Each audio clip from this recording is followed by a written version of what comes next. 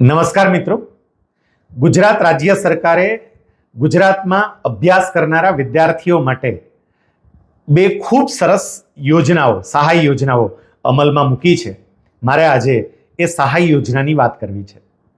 આપ સૌને વિનંતી છે કે આ વાત વધારેમાં વધારે વિદ્યાર્થીઓ, વાલીઓ અને શિક્ષકો સુધી પહોંચાડજો, જેથી ગુજરાત રાજ્ય સરકારની વિદ્યાર્થીઓને સહાય કરતી આ યોજનાનો લાભ વધારેમાં વધારે વિદ્યાર્થીઓ લઈ શકે.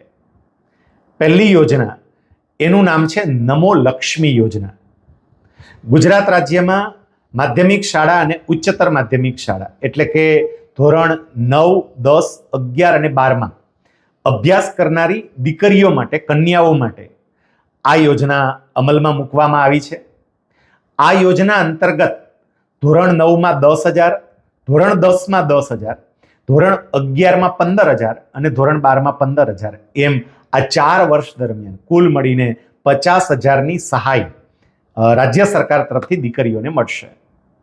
જેમાં ધોરણ 9માં જ્યારે અભ્યાસ કરે ત્યારે પ્રતિ માસ 500 લેખે 10 મહિનાના એને 5,000 મળશે. ધોરણ 10માં પણ એ જ રીતે પ્રતિ માસ 500 લેખે 10 મહિનાના 5,000 મળશે. એટલે 9મા અને 10મા ધોરણના અભ્યાસ દરમિયાન કુલ 10,000 રૂપિયા એમને મળશે. પછી એ 10માની બોર્ડની પરીક્ષા આપશે અને બોર્ડની પરીક્ષા પાસ કરે એટલે બીજા 10,000 મળશે. એમ 9મા અને 10માના કુલ 20,000 મળશે. હવે 11મા ધોરણમાં એડમિશન લે તો 11મા ધોરણના અભ્યાસ દરમિયાન દરેક મહિને 750 રૂપિયા 10 મહિના સુધી એને મળશે. એટલે 7,500 રૂપિયા મળશે. એવી જ રીતે બીજા 7,500 12મા ધોરણ દરમિયાન મળશે. કુલ 15,000 11 અને 12 ધોરણ દરમિયાન એને મળશે. અને 12મા ધોરણની બોર્ડની પરીક્ષા આપશે, એ પરીક્ષા પાસ કરશે એટલે બીજા 15,000 ચૂકવાશે. આમ આ 4 વર્ષ દરમિયાન કુલ 50,000 રૂપિયાની સહાય વિદ્યાર્થીઓને મળશે, વિદ્યાર્થીનીને મળશે, કારણ કે નામ જ એનું નમો લક્ષ્મી યોજના છે. આની પાત્રતા શું? તો જે દીકરીઓએ 8મું ધોરણ સરકારી પ્રાથમિક શાળામાંથી પાસ કર્યું હોય એ તમામે તમામ દીકરીઓ પછી એ 9મા ધોરણમાં સરકારી શાળામાં એડમિશન લેતો પણ ભલે, ગ્રાન્ટ ઇન એડ શાળામાં એડમિશન લેતો પણ ભલે અને ખાનગી શાળામાં સેલ્ફ ફાઇનાન્સ સ્કૂલમાં એડમિશન લેતો પણ ભલે, એ દરેક દીકરીઓને આ સહાય મળવા પાત્ર થશે.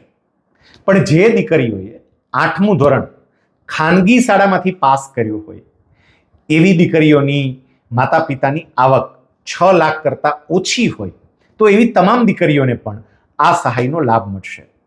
તો આ હતી નમો લક્ષ્મી યોજના. અને નમો લક્ષ્મી યોજનાનું રજિસ્ટ્રેશન તમારી શાળામાંથી શરૂ થશે, ઓનલાઈન શરૂ થશે. આ યોજનાનો લાભ લેવા માટે વિદ્યાર્થી કે વાલીઓએ કેટલાક ડોક્યુમેન્ટ્સ તૈયાર રાખવા જોઈએ.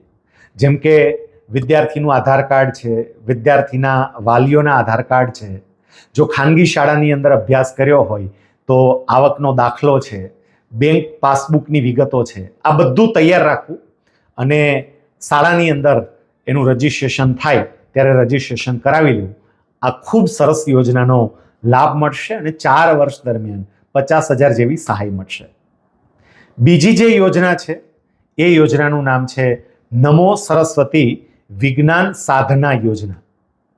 ધોરણ 11 અને 12માં જે વિજ્ઞાન પ્રવાહમાં પ્રવેશ મેળવે એવા વિદ્યાર્થીઓને સહાય કરવા માટેની આ યોજના છે. આ યોજનાનો લાભ દીકરા અને દીકરી બંનેને મળે છે. પણ જે વિજ્ઞાન પ્રવાહમાં 11-12માં પ્રવેશ મેળવે છે, સાયન્સમાં પ્રવેશ મેળવે છે, એમને લાભ મળવા પાત્ર થશે. એમાં 11મા ધોરણ અને 12મા ધોરણ એ બંનેના મળીને કુલ 25,000 રૂપિયાની સહાય રાજ્ય સરકાર વિદ્યાર્થીઓને કરશે. જેમાં 11મા ધોરણમાં દરેક મહિને 1,000 રૂપિયા લેખે 10 મહિનાના એને 10,000 રૂપિયા મળશે. 12મા ધોરણમાં એ જ રીતે પ્રતિ માસ 1,000 લેખે 12મા ધોરણ દરમિયાન પણ 10 મહિનાના એને 10,000 મળશે. એટલે કુલ 20,000 11મા અને 12મામાં અભ્યાસ કરશે એ દરમિયાન મળશે. 12માની વિજ્ઞાન પ્રવાહની બોર્ડની પરીક્ષા આપશે અને પરીક્ષા પાસ કરે એટલે બાકીના 5,000 મળશે. મિત્રો, કોઈ દીકરી જો વિજ્ઞાન પ્રવાહમાં જાય તો તમે સમજી શકો છો કે એને બંને યોજનાનો લાભ મળશે.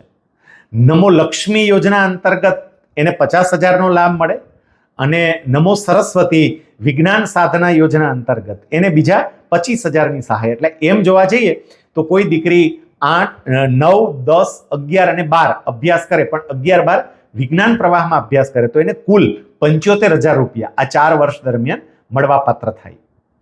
નમો સરસ્વતી વિજ્ઞાન સાધના યોજના એમાં લાભ લેવા માટેની લાયકાત શું?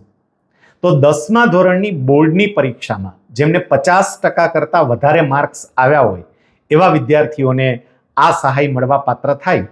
10મું ધોરણ જેમણે સરકારી શાળામાં કર્યું હોય અથવા તો ગ્રાન્ટ ઇન એઇડ શાળામાં કર્યું હોય અને 50% કરતાં વધારે માર્ક્સ મળ્યા હોય એવા તમામ વિદ્યાર્થીઓ અને વિદ્યાર્થીનીઓ એમને આ યોજનાનો લાભ મળે.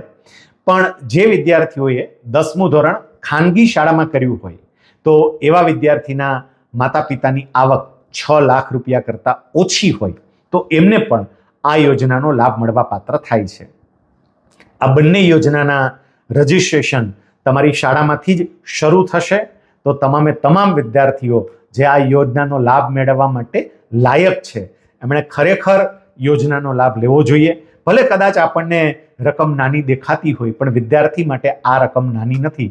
વિદ્યાર્થી માટે આ રકમ ઘણી મોટી છે અને એને પોતાના અભ્યાસમાં સહાયક તરીકે આ રકમ ખરેખર મદદરૂપ થાય એવી છે.